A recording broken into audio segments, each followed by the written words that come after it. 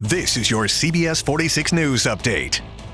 Good morning, I'm Rob Hughes. Derek Chauvin is facing decades in prison after his conviction on murder and manslaughter charges in the death of George Floyd. The former Minneapolis police officer's bail was revoked immediately after the verdict was read. The 45-year-old is expected to be sentenced in June.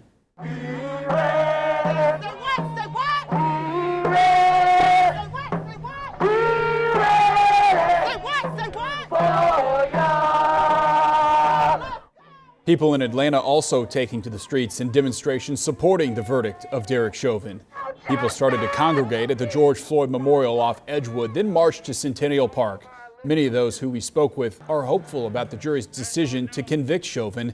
At the same time, they say it shouldn't have taken nationwide protests and countless officer-involved shootings before Floyd's death to hold law enforcement accountable. We're finally at a point where we can actually celebrate justice has been served for Mr. Floyd, and not just for him, but for young men that look like him. Today makes history. Today we actually got a verdict of guilty. Yeah.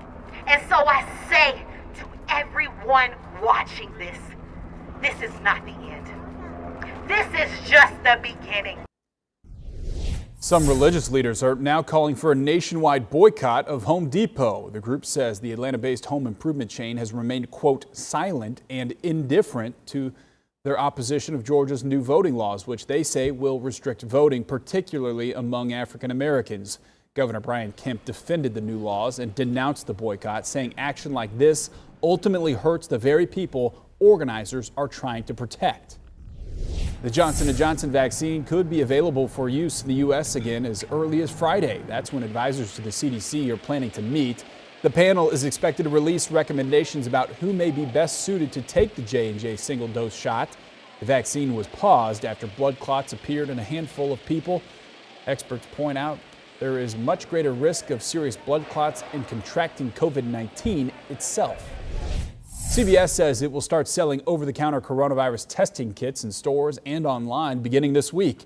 2 of the kits are rapid tests and will deliver results within 15 minutes. The third type of test will take up to 2 days to return results. All are available with or without a prescription. All right, let's get the latest on today's weather with meteorologist Ella Dorsey. Ella, a cooler day. A much cooler day. We're starting in the 50s, so it's mild, but it's going to get very windy through the afternoon. And even though we'll be under mostly sunny skies, gusts between 20 to 30 miles per hour and temperatures hovering in the 50s through the afternoon will make it feel more like winter. Anywhere from 15 to 20 degrees colder than yesterday, and again, very windy through the day. We are under a wind advisory until 10 p.m. The wind will not die down until overnight. And speaking of overnight, it is going to get cold. Morning lows in the mid to upper 30s. The mountains see a chance for morning lows near freezing. Because of that, there is a freeze watch out for Gilmer, Fannin, Union, Lumpkin, White County, Habersham County, Towns County, and Rabun County. Patchy frost is likely early tomorrow. We'll start a warming trend, but we stay in the 60s through the end of the week. Heavy rain and even storms likely on Saturday, especially in the morning, and will dry out with a sunny end on Sunday. This has been your personal news update from CBS 46 News.